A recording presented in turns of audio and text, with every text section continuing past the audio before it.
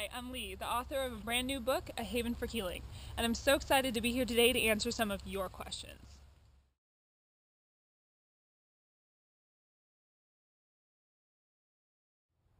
Okay, well, my inspiration for A Haven for Healing, it's really just a manifestation of my own experiences with life, with God, with the fashion industry. When I was a teenager, I started delving deeply into every book I could get my hands on about natural healing. And then when I hit the fashion industry, it was a real time of growth for me. I learned so much about myself, my journey with God, and really this book is a culmination of all of those experiences.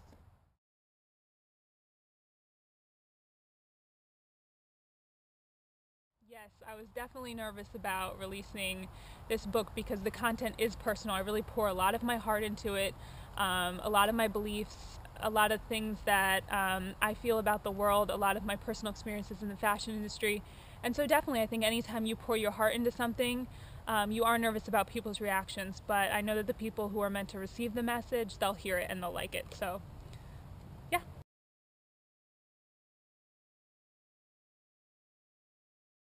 What I want people to take from this book is whatever they're meant to take. I think everybody is an individual. We all have individual belief systems and feelings and thoughts, and we're all in different places on our journey.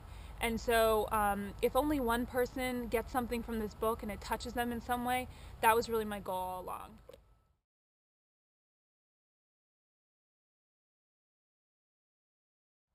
Again, like I said, I think my deep hope for this book is that the message does touch someone on some level. I did pour my heart into this. This message is very personal, and if one person gets something out of it, if one person gets hope from it, it makes one person feel better about life, then I think I've done my job as the author, and this book has done its job. So that is what I wish for this book in the future.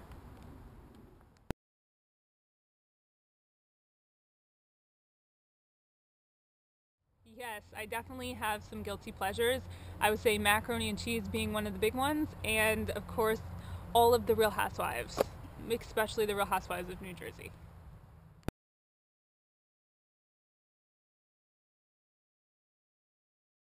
Entering the fashion industry was not something that I went looking for. Like I explained in my book, I got into it on a dare.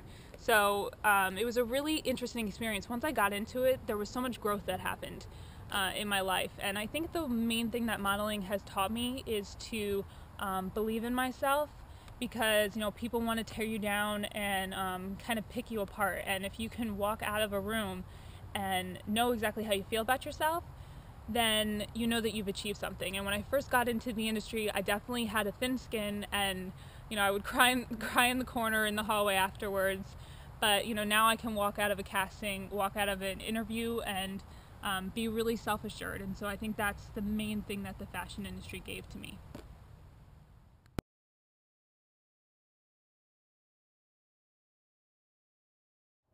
Yeah, Project Runway was definitely an experience of a lifetime. The people that I met on that show, I will take that with me forever. Those relationships that I've built. The days that we were there, we shot for a really long time and there wasn't that much time to eat, but you could feel the excitement in the room, and these people's dreams are coming true. In terms of watching the show, I haven't really watched it too much after season 4 because, that was the best season, so.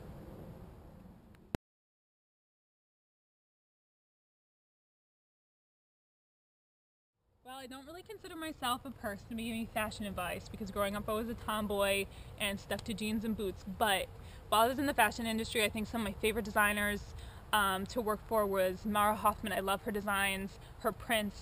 I had a really good time working for Tory Burch. She was a wonderful lady.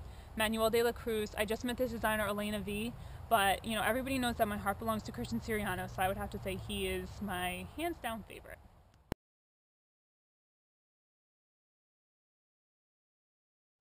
I think I actually just gave that one away a little bit. I think something people probably don't know about me is that when I was growing up, I was definitely a tomboy. I was not a fashionista by any means. I used to wear my dad's t-shirts and a pair of boots, and I would always be in the backyard in the woods climbing trees. The only designer piece I ever had, I tell the story in my book, was this designer Calvin Klein t-shirt. I got it as a hand-me-down from my cousin, and that summer that I had it, it ended up covered in tree sap. And so when I got into the world of modeling, I didn't really know what I was doing. I fumbled around in my pair of heels, but eventually I started to learn who the designers were and about the different types of fabrics. So now I would say I'm half fashionista, half tomboy.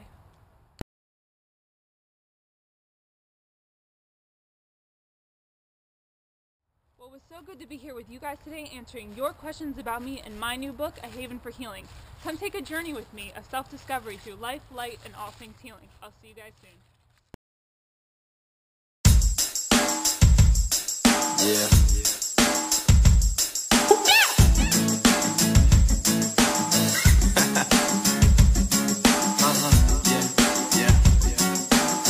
Okay.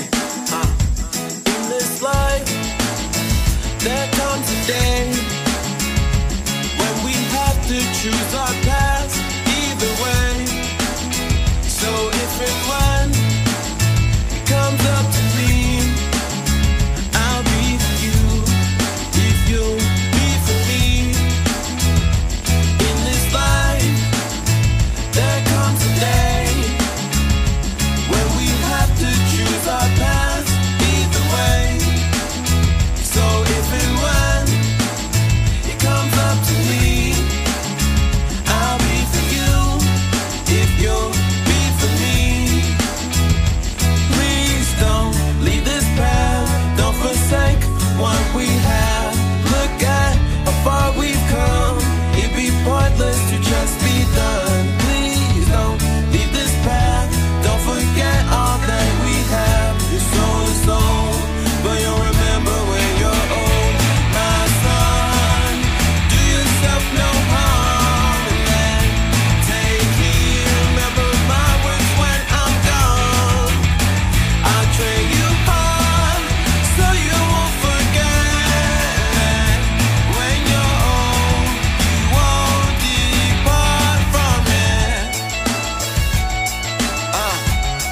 Yeah.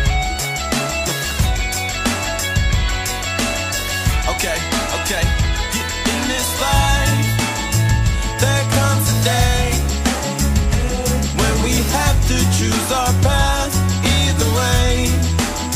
So if and when it comes up to me, I'll be for you if you'll be for me. Please don't leave this path, don't forsake what we have. Look at how far we've come, it'd be pointless to just be done. Please don't leave this path, don't forget all that we have. Your soul is old, but you'll remember when you're old. My son, do yourself no harm and then take heed.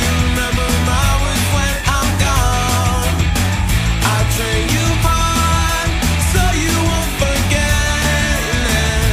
When you're old, you won't depart from it. My son, do yourself no harm and then take heed. Remember my words when I'm gone. I'll train you hard so you won't forget. When you're old, you won't depart from it. So much time has gone by, and all through the years it said the same thing. Why? Like heed my words, apply them just in case. First off, what's that mean in the first place? Bears of age, I've listened to you mention. Noticed the fencing fortress wasn't for my attention. It was more for protection. Brother, my boat steered me in the right direction. So from a grown man, from the bedwetters, your words stuck clear like the red letters. Triple thick, never 1-7, but they strengthened us, helped and made me better. So to the new generation and the new crew, what was told to me goes the same for you. Eat these words, digest them like fruit stew, so you can be just like me. Props to you. Leave